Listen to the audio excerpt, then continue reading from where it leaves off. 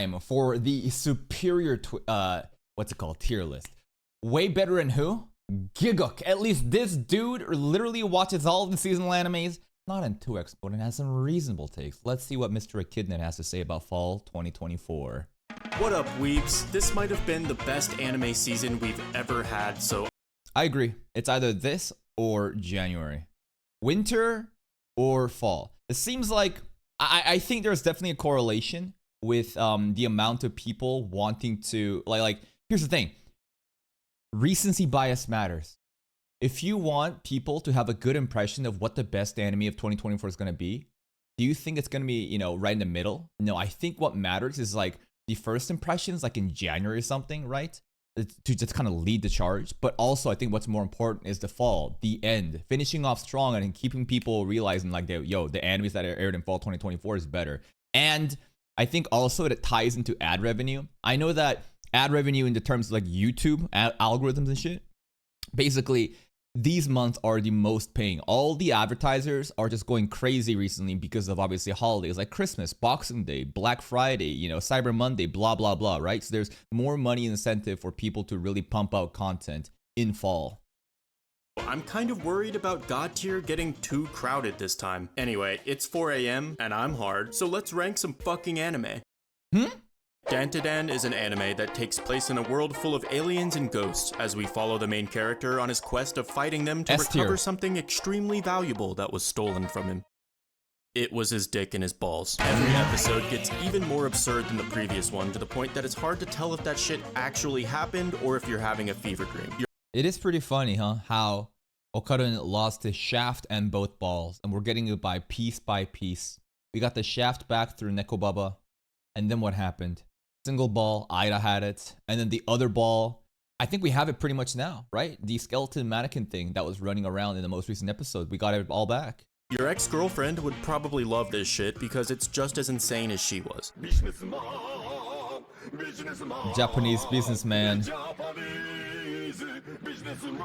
Yep. Despite the absurdity though, this anime is actually pretty versatile because you'll probably get emotional by episode 7 even though the plot is still about stolen testicles. On paper, it sounds difficult. I would argue that because the plot is just about stolen testicles, that you would get such a different contrast when watching episode 7, right? When things are always serious, then it's not really always serious, right? You need to have like a switch up, like a mix up. So what do?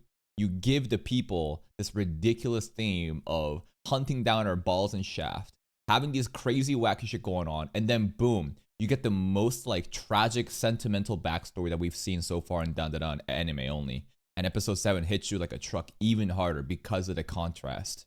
Difficult to take this anime seriously, but I promise you'll be invested. Dandadan is one of those anime that makes you forget you're watching one, and something about the art style made the characters look clean as fuck in every frame, so if you rock an anime profile picture, I'd highly recommend Momo Ayase because she actually changes outfits every episode. She does. Which I'm pretty sure violates one of the 10 commandments. God tier. Dandadan is fucking amazing, and we got a tier above S tier, okay. I love absolutely everything about it. I probably would put ReZero, Dandadan, and Danmachi. Danmachi is a bit of a crazy thing for me to say, but I think it's just a personal bias. I think that JC Staff's production value has been fucking crazy, and I love this current arc of it. And I think that Ranma probably is S tier. I think Ranma probably is bordering around there. Ranma has been so good too. Uzumaki was absolutely perfect until it got a second episode. The animation just spiraled out of control, and the studio admitted that they gave up after episode 1. Thus, the anime's MAL rating dropped from an 8 to a 5.9 in just one episode. Probably should be lower, bro. Dude, they had 4 episodes to work on. How many fucking years do they have to work on this shit? Genuinely, such a stupid, mismanaged project that keeps, you know, dragging the legendary name of the author who creates this shit, Junji Ito, right? It's crazy what they do to this. Which is probably a world record. Characters are running in place. 1 second. Un momento. And we're good. Starfield.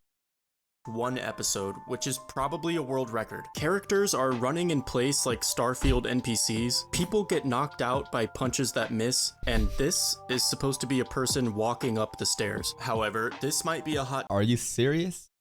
What the hell, bro, is just thrusting right now? walking up the stairs. However, this might be a hot take, but I don't think it's unwatchable. Yeah, the animation is laughably bad sometimes, but I'd still rather watch this instead of another generic isekai. Most modern anime are— Really? I mean, it's only 4 episodes, and it's so different that it's gonna be more enjoyable, I guess, in terms of all the wacky shit that you see, compared to generic isekai power fantasy horror number 3762. Yeah, maybe.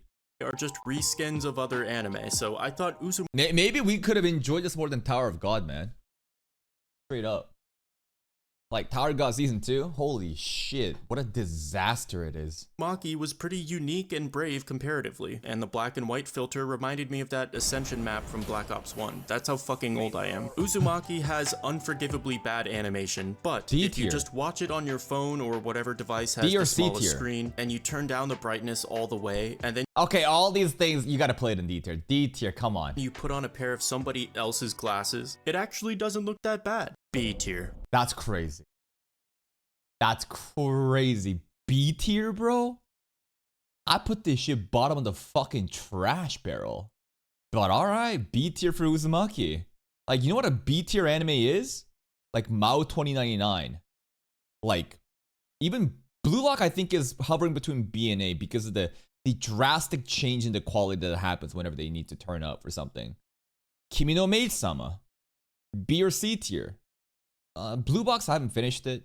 What other animes here? Yeah, Dragon Ball Daima is pretty fucking good. It's just that the story is so different compared to what people were expecting from Dragon Ball Z that maybe it should be B tier, but I think the production value was actually really, really good. But like, I think Mao 2099 is like a solid like B tier anime. Like, it's like a 7 out of 10 around there. Uzumaki should be at the bottom of the fucking pool, but hey, it's not my tier list. Arcane Season 2. This counts as an anime? It's an animation. Western animation. Yeah, I mean, I haven't watched season 2, but I have seen season 1. If it's anything like season 1, and I heard that people were glazing this shit like crazy until the conclusion. I heard that people were upset by the conclusion and how abrupt it might have been. It should probably be safely A at least. Minimum A, if not, you know, S or God, right? Arcane is technically not an anime, it's technically an animated series, but who technically fucking cares? Arcane is an absolute spectacle, and as an anime fan, watching this made me feel like an uncontacted tribe witnessing fireworks for the first time. If you think Demon Slayer has good animation, uncontacted tribe witnessing fireworks for the first time is very funny because we're watching Steins Gate right now, and there's a girl named Suzu, who I think is from the future because she doesn't even know what a firework is. Arcane makes Demon Slayer look like a cutscene from a DS game. The budget for this series could have probably ended world hunger, but instead we got this. A really good— No, I heard that the amount of budget that was used to create Arcane relative to other mega projects was very small.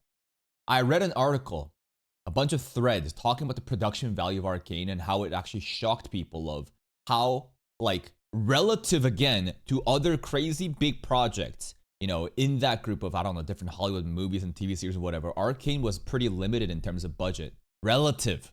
But they still gave such a great fucking work.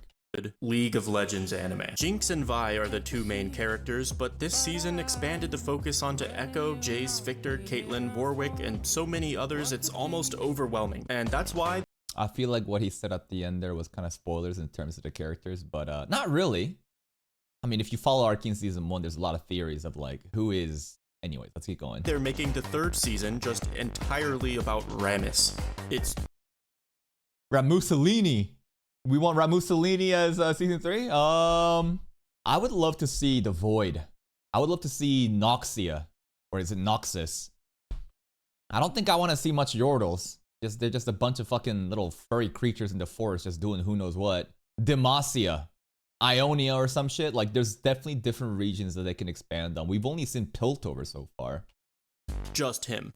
There's no other characters. Aside from having literally the best visuals ever in an animated series though, the music really stands out as well. There's basically an AMV integrated in every episode and it's always a banger. Everything in terms of art this season was absolute perfection, but the writing had a few minor flaws that made it fall a bit short of season 1 for me. Lesbians Scene, for example, didn't make sense to happen when it did given the context, but I guess anything's possible in League of Lesbians. God tier yeah, makes sense to me. Minimum A, right? Definitely should be S for God tier. Is where season 2 of Arcane belongs. It's a masterpiece and it's a must watch, but please, guys, remember to watch responsibly. No matter how good it is, just whatever you do, don't reinstall that shit. Yes, again, if you think that you're going to get vibes that like you watch Arcane and you feel like you want more of it, playing League of Legends is literally nothing compared to watching Arcane. Playing League of Legends will make you fucking tilt and hate everyone in society. You will become just as black-pilled as me and give up hope on humanity and call people monkeys. Watching Arcane and playing League of Legends, completely different experiences. Do not play the game. Kimi wa Meiro sama. This anime, I think this should be B or C tier. This anime, production value is actually really good. Production value is good. However, what about the actual content of it?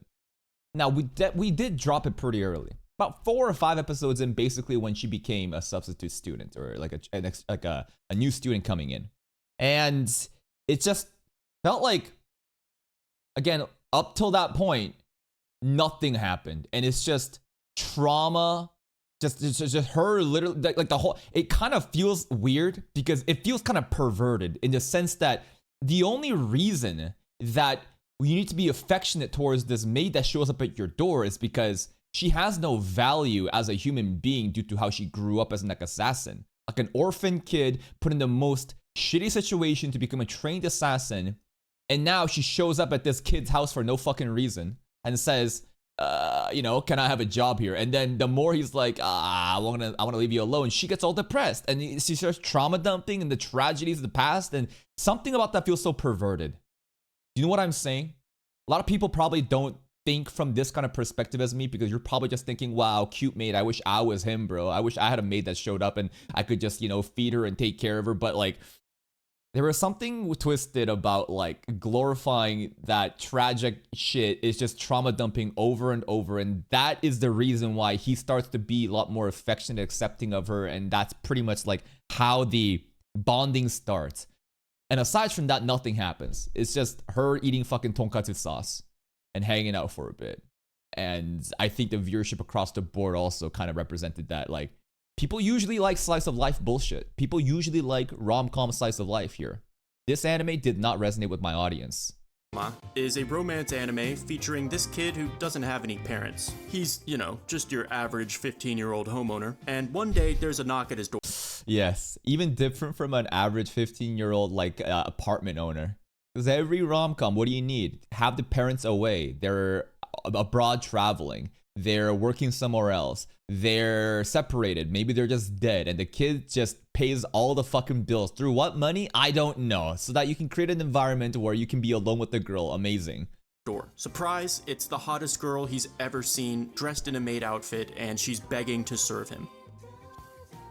So he tells her to fuck off. Yeah, apparently she murdered people in the past. He gave her a brief job interview, and her answer to the very first question was, I mainly perform assassinations. But then he changes his mind and lets the murder maid live in his house, and she just starts trauma dumping Exactly. She just starts trauma dumping, and oh my god. Again, it's because of the twisted way that I view the world through my own lens that I felt like this felt weird, that the whole affection and the bonding comes from her trauma dumping, and this show is now basically glorifying like, hey, isn't that great? You want a fucking perfect wife that's gonna be around you forever?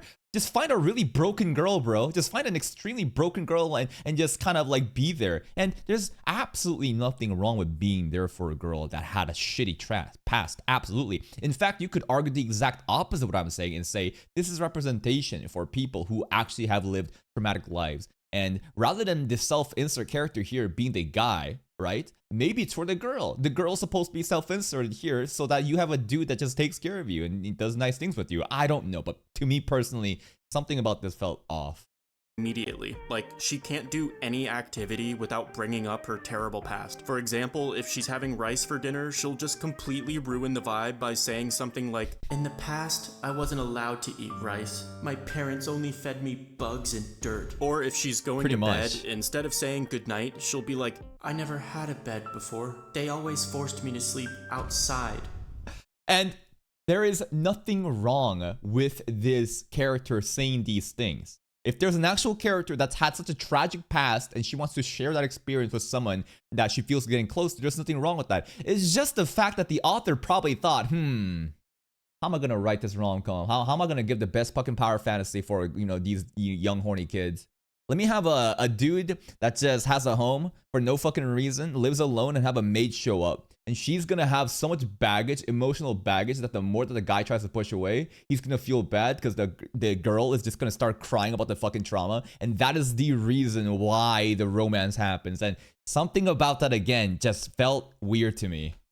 In the lake, fully submerged underwater. I found the early episodes pretty annoying because they keep trying to appeal to emotion before you even have the chance to care, and Exactly. What he said is absolutely right. But again, I haven't gotten beyond episode 4 or 5. Who knows how the show develops onto later on. So my rating of like B or C probably is not accurate to what the actual show is. also the characters are like already in love by episode 2, so a lot of the romance just felt really forced. However, Yes. it gets a bit better when they start adding conflict and this other assassin girl joins the cast, but overall, not a great anime. If you're as weird as I am, you might enjoy it, but I wouldn't recommend it to a broad audience. C tier. Man, it is actually so weird how much Echidnut's like taste in anime aligns with mine. Maybe it's because we just love ReZero together so much. But like, other than Uzumaki, and I still understand the Uzumaki take, that like, because it's so fucking shitty and bad, that it's actually a bizarre watch and it's more fun than watching generic isekai number 3762. But yes, absolutely, his take is exactly my take. B or C tier. C tier. Danmachi Season 5. Maybe God tier is crazy. Put that shit on S tier though, come on. Put that shit on S tier, at least. Come on, dude, it's so good. Is the 5th season of Danmachi, and what else can I say? This anime has been pretty fucking consistent, so if you enjoyed the previous seasons, then you're gonna like Season 5 too. Freya takes the spotlight this time around, and I always forget how fucking hot the women are in this anime. Danmachi has more half-naked waifus than a fucking god. Bro, I remember when Hestia came out and the internet went fucking crazy due to the string that's keeping her booba up. Remember that? Was anyone there? Half-naked. Was anyone there for when the string was literally just holding up for the first, like, season 1 Danmachi aired? That shit was like, what, 9-10 years ago? Bro, holy shit. I remember. The internet went fucking crazy. Every influencer cosplay girl doing the same shit, the string booba stuff.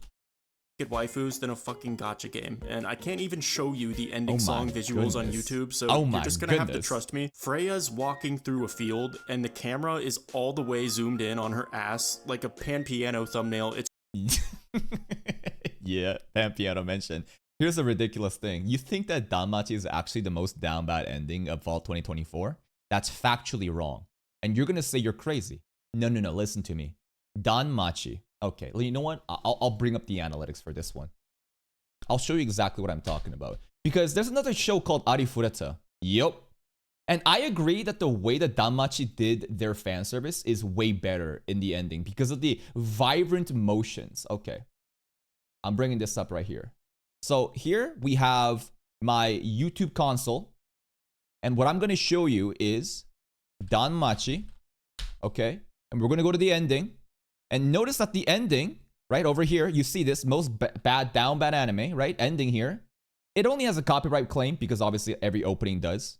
Every opening, and I just, take the hit because I want people to have a good, just like experience just watching it rather than cutting it out. But what I'm trying to say to you is that this didn't get age restricted. Danmachi ending for me did not get age restricted and I showed everything. Contrast that to Arifureta. Where's the ending? Where is the ending? Here it is. 18 plus only. You see that? The Arifureta ending actually got hit with 18 plus only age restriction. Age restricted by YouTube. do you see this? So actually, it's Arifureta that's like worse. And you know why? I have a couple assumptions. I think that YouTube, the automated system of how it checks for like nudity and all these different TOS stuff, it looks for how much bare skin it's showing. Freya definitely showing a lot of bare skin. However, in Arifureta, everyone was pretty much all naked. They were all stripped down. Therefore, I think it got hit with age restriction. But the Danmachi ending, I think, is still way more suggestive in terms of like how lewd it is. The way that Freya's putting on her clothes, if you can even call this clothes, the different like body actions, the cameraman literally being there, just getting all the best angles. It was definitely a lot more fan servicey. It's just ass, titties, thighs, and pussy for 2 minutes straight. It's like a reward for watching the episode. Thank you for supporting our anime. Now, have some porn. What the hell? What? The bell work at the tavern? I don't remember this. It's also crazy to think that. I don't want to spoil Danmachi, but if you know who this is, the concept of her working there is fucking hilarious. Danmachi isn't perfect. It has some pretty obvious problems, but how can you not love it? The animation's good, the mythology aspect is fun, the girls are hot, and this season also has maybe the best episode of the series, so it's definitely one of the better seasons, and I think it's worthy of S tier. Yes, S tier, perfectly fine with me. I personally would put it in God tier, but I think I'm capping. It's just because I have so much of a bias towards Danmachi's story. I love that show. I love the setting. I love all the characters and all the different interactions. Now, Blue Lock. Where should Blue Lock go? If you just look at the Shiro goal scoring episode, if you just look at the Itoshi brothers flashback episode, if you just look at the Nagi goal episode, I think it's God tier. I think it is. But what you need to realize is you need to judge the entire season. And therefore, I think it should be A tier. I think A tier is perfectly balanced. Because again, I think it should be God tier if every fucking episode had that level of hype and Apis Dude is actually trying. But most of it is just slide lock. It's just PNG lock. Therefore, I think it averages down to more like A tier, man. Lock Season 2 is a historic downgrade that rivals even the Oh shit, he playing the clown music already. Can you hear that?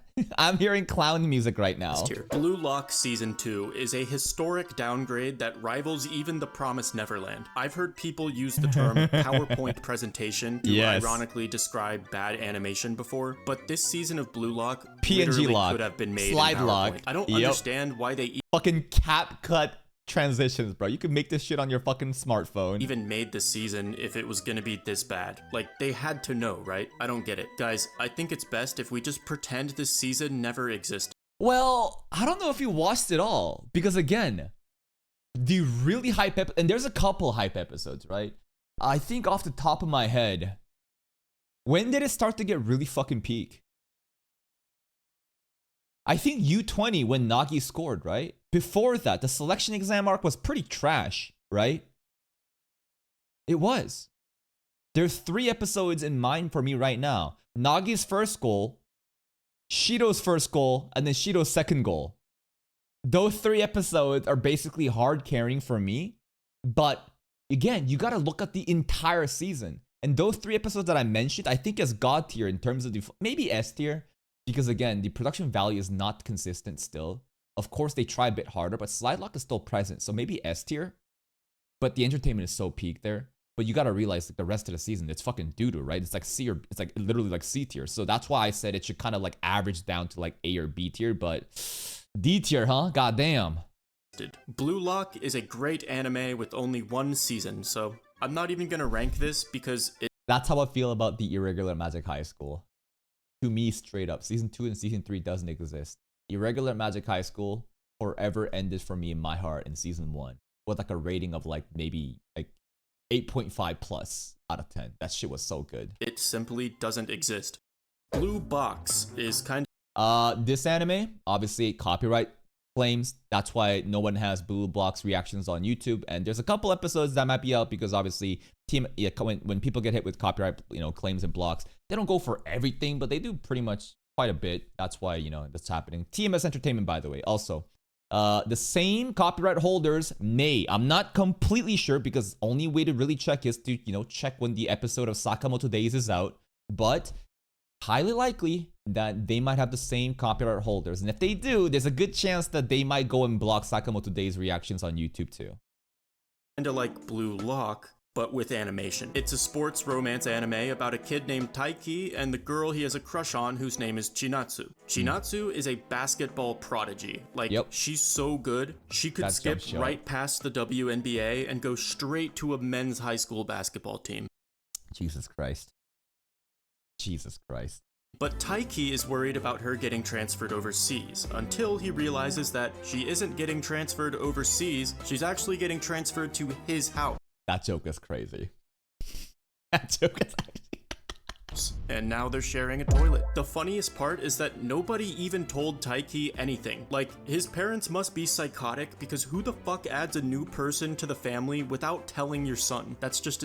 Well, in terms of for the audience to be shocked that she's gonna be living with us, it makes sense to me. But in terms of a realistic approach of understanding this this in a real world setting, yeah, it makes no fucking sense. But again, it's fiction. It's supposed to be like that to give us a shock. Just like how Subaru said, "I love Amelia," in that moment when Rem confessed, rather than waiting later and having a different time for us to have that such cathartic reaction. Insane. But anyway, this anime looks absolutely stunning. The art does. and animation are both immaculate, and I almost gave it S tier? I'd put probably A tier based on, we've only watched 2 or 3 episodes. Nothing really happened that much. Obviously, the story hasn't developed for me to really understand, but if that quality was there, the plot developed, probably A to S tier or something. S tier for the visuals alone. It's fucking beautiful. However, there's a lot of annoying romance cliches, like when the main characters trip and fall on top of each other in a bed, or when we catch the love interest walking with another man. Yeah, I remember this episode. I remember this is the last episode I think we watched. It's a full episode to tell us that he's just her cousin or some shit. I feel like every romance anime has those exact same plot points, but despite that, it's still pretty good, and the animation kept my eyes happy the whole time, even though I'm not a fan of sports anime at all. Unless they make one about women's beach volleyball, then I'll probably watch that. But yeah, it's hard to rank an anime like this without seeing the ending first, but so far it's been a high A tier to low S tier anime. Okay, that's fair. Re:Zero season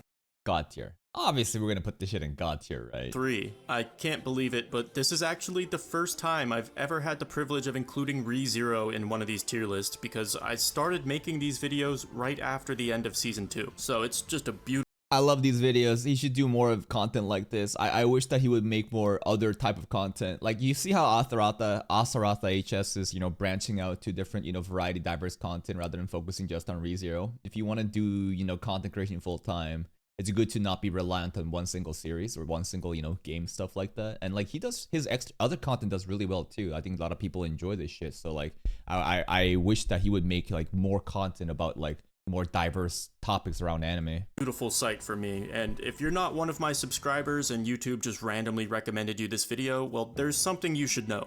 I'm a massive Re:Zero fan. Yep. I am a retard. My channel is literally named... That felt like a Senshi edit. The joke, the saying something, hesitating, and then executing. After a Re:Zero character. So if you're expecting a fair, unbiased review of Re:Zero season... Maybe we should have a different tier above God tier for this then. A Re:Zero tier. 3, then you're in the wrong fucking place. Re:Zero is the greatest anime of all time. Back in the day, they used... I don't know about greatest anime of all time. Now we're capping, right? Even me, who thinks that Re:Zero is probably my favorite isekai, I think Re:Zero is my favorite isekai. And it may even be one of my favorite animes that I've watched, but that's of what I've watched. Best anime of all time? I think it could compete. Used to call Muhammad Ali the Re:Zero of boxing. It's better than Arcane with less than 1% of the budget. It's better than Dandadan. It's better than... Where's Bleach? Get Bleach up here. It's better than Bleach. What the fuck? Alright, Bleach is also in God tier. Re:Zero is the only anime to ever get its own tier above... There it is, baby. Re:Zero tier. God tier. And is that a biased thing for me to do? Could be. But ask yourself why I'm biased. Biased? No. I think these tier lists, any tier list when it comes to like and like how much you enjoy something, these are all biased. There is no objective tier list. You know what an objective tier list is? Like rating like the best exercises for your chest, best workout exercises for your biceps, arms, back, triceps. Things that are supported by science. That you have like peer-reviewed scholarly articles to then have a quantifiable way to judge why it's better. This shit is just vibes. We're just going off of straight vibes, and everyone, even if the production value isn't the best, people will have like personal bias towards different types of stories, and that's why they enjoy it more. So every tier list, I think, specifically for like anime tier list, this shit is the most biased thing ever. But there's gonna be some consistency in terms of like how people perceive, you know, different stories. Like Kimi no Maid-sama, I think this is pretty standard across the board, right? Uzumaki's not really like me. I'm also very biased towards ReZero. Danmachi as well, I'm very biased, but I think it's a pretty good tier, like a place to be in. Maybe there's a reason. The only way to find out is to watch ReZero. Highly recommended. Tying the knot with an Amagami sister. Another show that is King's Record, I think, is the copyright holder. Shrine Maiden rom-com harem? I heard it's pretty good. I got no opinions about it though. Is about an atheist who moves to a shrine so he can study there. And then he tells the 3 shrine maidens that their god is fake. So naturally, they all That's Jesus Christ. all want to fuck him now. That's actually hilarious. The premise of the MC being an atheist and saying your god is fake. That's actually hilarious. Is one of those ecchi anime where the main character can't go 5 minutes without opening a door and finding a naked woman on accident. I feel like the harem genre would go out of business if anime characters were capable of knocking on doors, but yeah, this is a typical ecchi harem anime with all the expected tropes and cliches. C tier. I guess it's Really? C tier. Mr. Echidnut is a firm believer who does not get swayed by fan service. Booba, ecchi scenes, get that shit out of here. He wants like a good story. It's not the worst anime I've fapped to this season. Ranma is a Excuse me? cliches. C tier. I guess it's not the worst anime I've fapped to this season. What else have you done that to? That's not the worst? What else? Ranma is Ranma, I think, should be S tier minimum. Ranma is minimum S tier. If not, maybe even God tier. It's a very old story. It's a remake of the original series. The way that Studio Mappa has handled it, I think it's fucking beautiful. And the story itself is actually so fun. It's a remake of an old boomer anime about a guy named Ranma whose gender changes every time he touches water, which I guess was considered to be a pretty crazy premise back in 1987, but I think we're pretty well adapted to this shit in 2024. Honestly, I'm just thankful that nobody's trying to politicize this anime. True. Well, I don't know if this guy is arguing against or for this point, but I mean,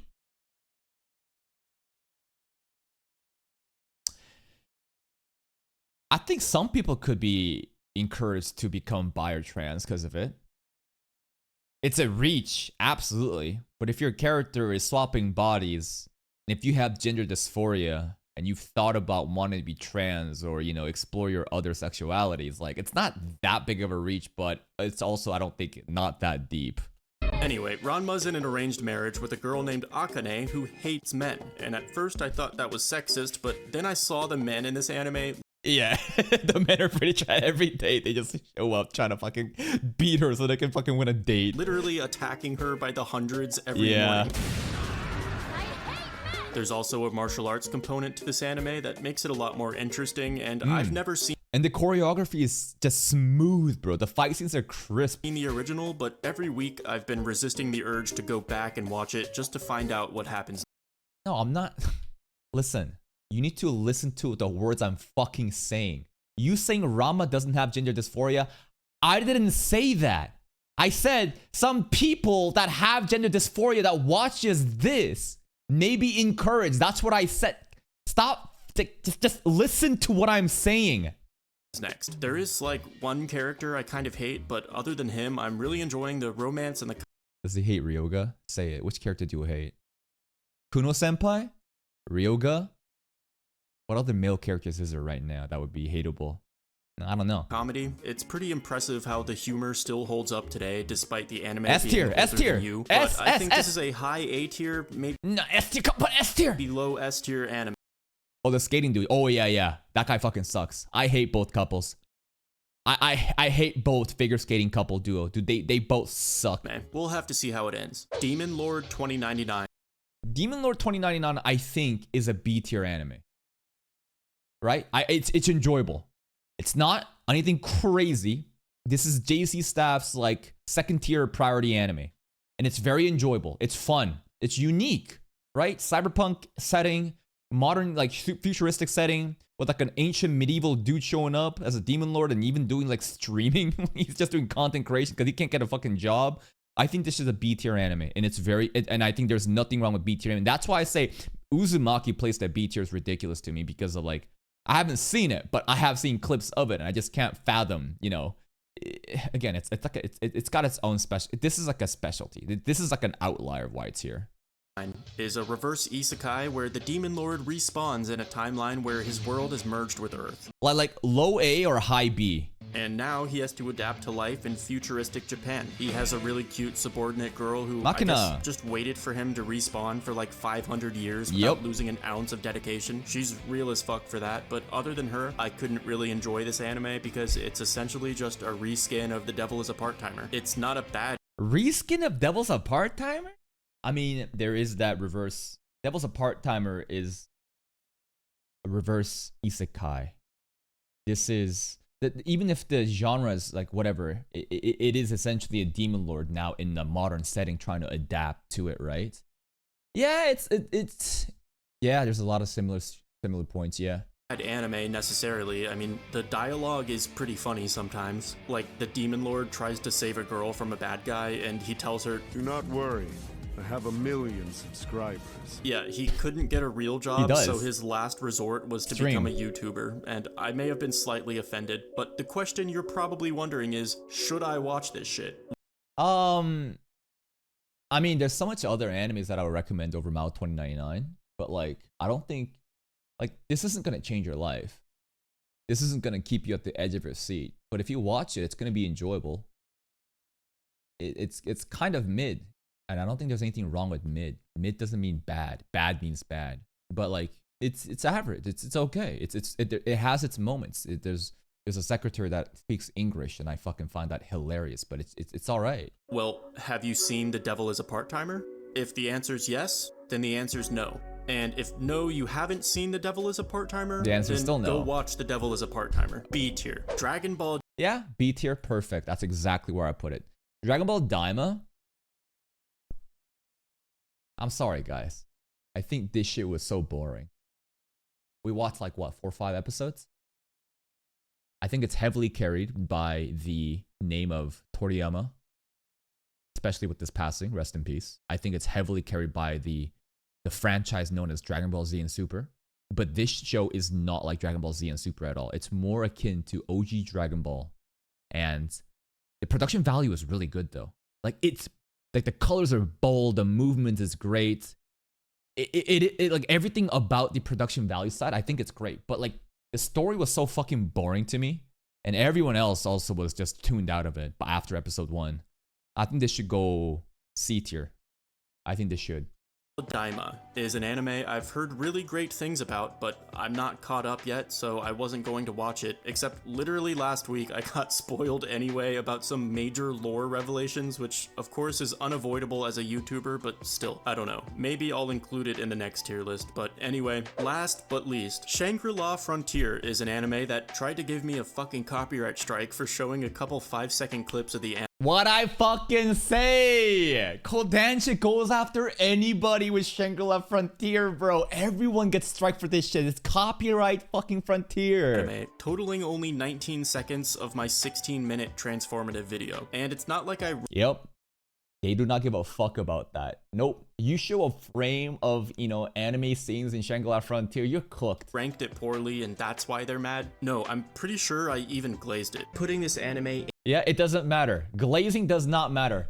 Doing free advertisement to get more money, more, you know, people to watch those fucking animes doesn't matter. Japanese companies are so fucking dinosaur in terms of their like understanding of, you know, just like how fucking content creation, how like, you know, businesses, advertisement work. They don't care. They just follow the fucking straight rules, which was set in the 10 commandments a long time ago. So they just follow that and be like, yup, we have to strike you. I don't care. It's so fucking stupid. Any lower than S tier is like saying Amber Heard shouldn't do porn. It's just wrong. Alright, so the part about Amber Heard still stands, but I'm obviously not giving this S tier anymore after I probably helped them actually by recommending their anime to 300,000 people and got rewarded. Yep, you get a copyright strike for that.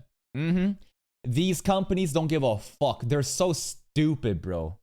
Imagine this. Video game devs, studios, going out to give early access to content creators to talk about their show, to promote that shit. This is a paid sponsorship to get the fucking eyeballs on that new product. And what does the anime industry do? People do this shit for free. We do free advertisement for you fucking retards. And what happens? They're like, nope, we're gonna shoot yourself in the foot.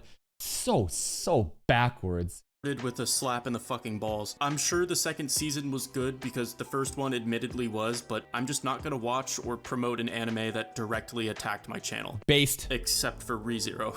Yeah, Kadokawa also was going crazy back in the day with the ReZero stuff, right? It's actually very rare because Kadokawa is really chill. Right now, it's King's Records, Kodansha, which are the two main culprits.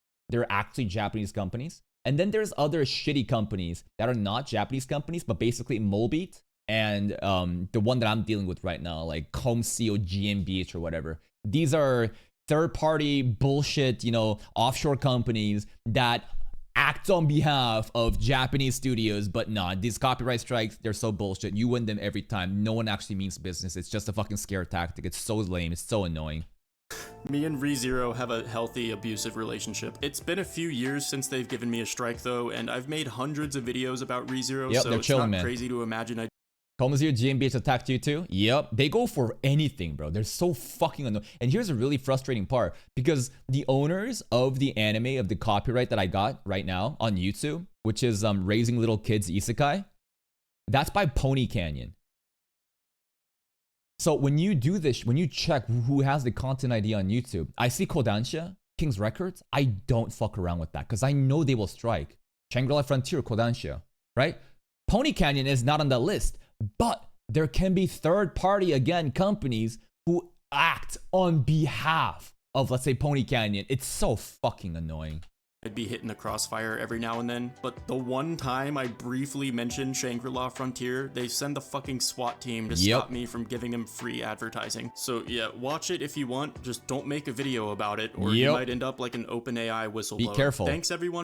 And that guy died, OpenAI whistleblower. For watching the video. I had to stop playing Path of Exile 2 for this, so make sure you give it a like and subscribe for that.